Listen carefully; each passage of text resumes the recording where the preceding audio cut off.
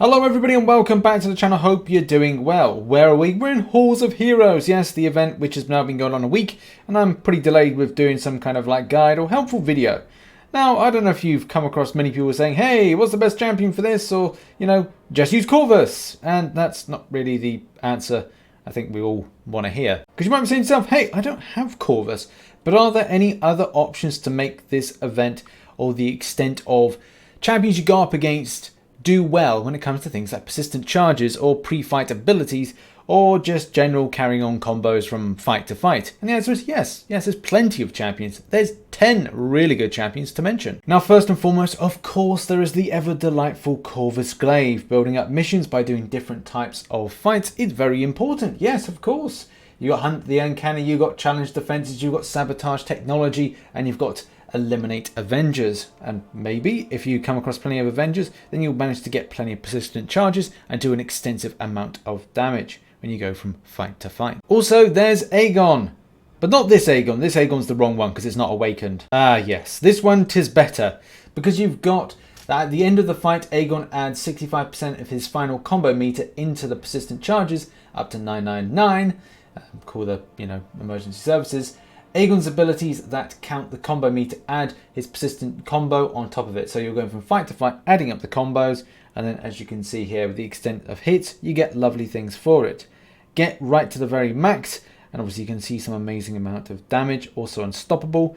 And maybe you can get to 1,000 hits and that's going to be absolutely tasty for you. Next up is Stealth Suit Spidey. And I think this is more of a champion that's for kit rather than being huge amounts of damage output. And that's not like, discounting it, because the champion does do amazing amounts of damage. But the thing to really mention is, depending on what enemy you go up against, having a different type of kit in place to kind of help you out with different types of champions you're facing off against is pretty fun, especially with the pre-fight ability. And as you can see, as you finish one fight, you're able to get a persistent charge and then go into the next fight and just go pick something that's going to be helpful. Whether or not it's Tranquilizer, whether or not it's Web Foam, whether or not it's Flashbang, all three could be very helpful for different reasons. And obviously I'm a big fan of the vulnerability debuff. I think that's one of my favorites. But, that's up to you what you choose for whatever given fight. But I think that, Stealth Suit Spidey is an amazing champion going from fight to fight. Next up is Morningstar, who's very small for some reason. I don't know why that is. But the fact is, I like taking this champion from fight to fight. I don't use it as much nowadays, especially with having other champions like Corvus Glaive in place, sometimes as a persistent charge-based champion. And I believe one of the first, she is kind of put to the side, but she is still a formidable force. Not extensive amounts of damage output, but definitely a way to gather herself when it comes to getting back more health. Depending on what week you go up against, there could be champions that get buffs that you can punish quite nicely with that Morningstar's SP2. A little bit underrated and a great champion, but unfortunately you will have to rebuild up your persistent charges with this guy, and that's Sabretooth. I do like this champion. Damage output is quite tasty. Having bleed as well is quite nice. And also, like, maybe pairing it up with the Old Man Logan synergy could be of help.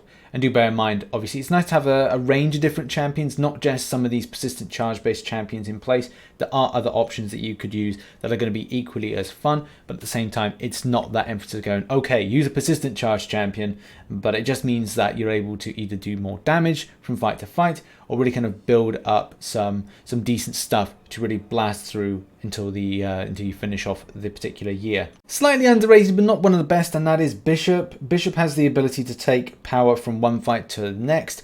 And yeah, you might kind of go, well, it's not my ideal choice, but the fact is it's still a good champion for going up against stuff. If you want to kind of take an L3 from one fight just close to the boss, go into the boss, smash him with the L3, it can be a lot more easier than doing that than other things, but you do you when it comes to using Bishop, and if you choose this to be a persistent charge or persistent power based champion to take down an enemy. Next up, an incredibly fun champion, that is Venom the Duck. And at the start of the fight you can launch from the RNA bank some lovely symbiote based buffs, but obviously do bear in mind this here, all symbiote buffs are removed and stored in the RNA bank. 3 symbiote buffs may be added to the RNA bank each fight, and up to 10 buffs may be stored during each quest. Buffs won't be removed or stored if the per fight or per quest limit have been reached. Obviously something to bear in mind there, but Venom the Duck. Something I've just pulled, and I need to awaken, and I'll probably see if about ranking my 5-star up very, very soon. Another great champion option is Captain Marvel, aka Sparkles, with bad posture. Look at that, that's terrible. But you do have energy absorption, and that helps towards persistent charges, which is here. And obviously you can see the beneficial effects from having the extent of charges. At the start of the fight, Captain Marvel gains 2% of max power for each energy charge she has. And you can use that to work in well with binary ignition, but the fact is it's a great option if you have this as a champion to use and kind of go from fight to fight and putting the pain down on the enemy. Okay, and transitioning away from weird things, I just say bring the pain. I don't know what, I sound like I'm some like UFC commentator or something, but in actuality we're doing a fighting game, so I suppose it sort of applies. Anyway, Mr. Fantastic, pre-fight abilities, debuff specialist, fight to fight, pick and choose something that's going to do some damage to the enemy. Taunts as well, that's kind of handy when champions are being very kind of passive, and as well having the evade ability built in is pretty darn tasty. And again, like power controlling, you've got, again, debuff damage. There's so many things about Mr. Fantastic that just show his intelligence of the battle realm and also intelligence as a champion.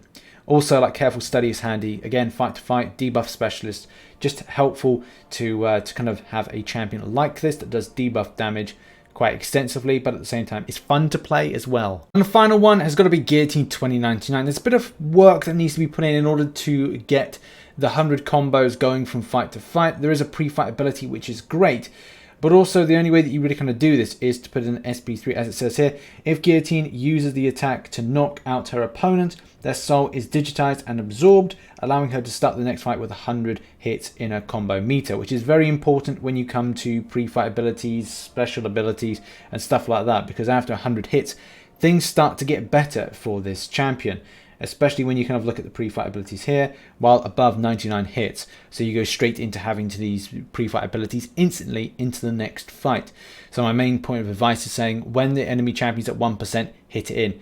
When this is going to be a little bit harder to kick it off from the beginning, but I would say if you've got patience, and maybe if you're going up against the epic mode, use a 4-star version, because then trying to kind of get more hits to take down the enemy is kind of important as you start ramping things up. But using a 5-star version, you'd have to literally just hit in light attacks in order to get that combo meter up. I'm not saying it's going to be impossible, it's just a little bit difficult if you're over damaging an enemy, and you know it takes what, about 20 hits to take down an enemy. If you've got Suicide Masteries on, this will be like your battle will be over in a moment, so you'll be constantly trying to like get in as many hits as possible. Now for a lot of the fights that I've done, I've used Sabretooth or I've used Corvus Glaive, but it's nice to kind of change it up, and I brought Domino with the Incinerate synergy because I wanted a bit of cheesing. You know, it's nice to play just 1 or 2 champions, but it does get boring just to play the same 2 champions again and again.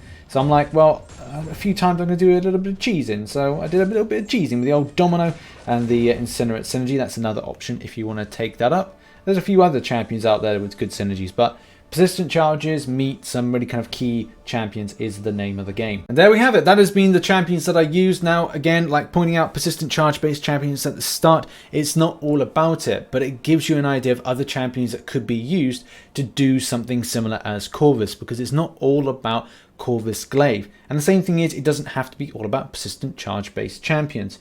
This was my team here, and the reason that I chose this was Sabretooth was fun, getting Fury-based attack buffs and going from fight to fight, and also picking up the potency improvement from Domino. Domino is in there in order to just cover everything, and also if I got bored of using Corvus and Sabretooth, which did happen in 13 fights, I was getting bored with just playing those 2 champions. So I was like, oh, I'll play Domino. Sometimes I do the heavy attack method to put some Incinerate damage, and other times I wasn't doing that, and I was like, well, I'll just play Domino out as normal, getting unlucky, maybe put an SP1 to refresh things like bleeds and stuns. But apart from that, this was the team that I quite liked using. It's up to you what team you use, and it's not just about persistent charges, it's not just about Corvus, because there's so many other champion options out there. Archangel, for example, does a hell of a lot of damage when it comes to poisons and bleeds, converting into those neurotoxins by doing heavy attacks. Omega Red, you know, the list goes on of champions that are able to damage output a huge amount. So do you, at the end of the day, with champions you feel comfortable with. Hopefully I've given you other options of persistent charge-based champions to use in this type of scenario, and I wish you good luck in your Halls of Heroes grind. Whatever week, whatever year that you do, I'm sure you'll be able to smash it. And thanks for watching. Please help support the channel by hitting the like button and checking out some other content here. And I'll see you in the stream on the RichTheMan 2 channel. Link is in the description down below. Good night, goodbye, and God bless.